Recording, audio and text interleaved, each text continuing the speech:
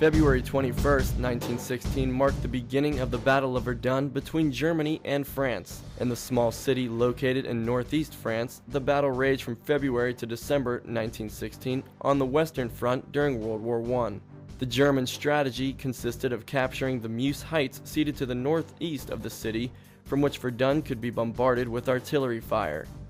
Germany planned to bleed out the French army by provoking them into counterattacking, in which they believed their artillery could easily repel any attack the French could retaliate with.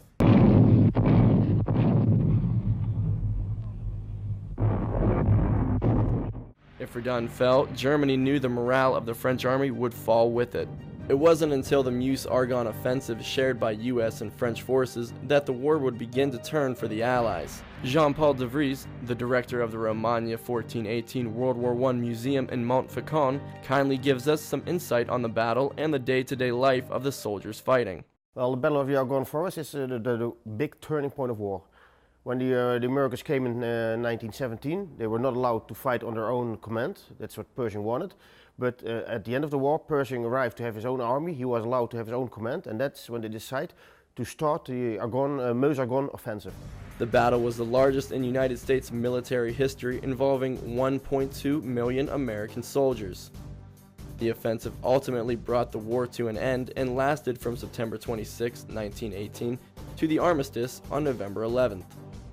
The battle was the largest frontline commitment of troops by the U.S. Army in World War I and would also be its deadliest.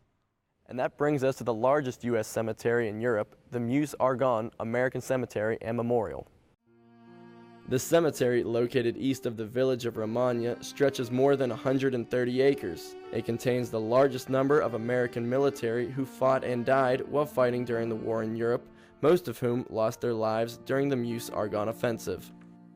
With more than 14,000 soldiers laid to rest here, the French and American governments have made sure that though these men are gone, they'll never be forgotten.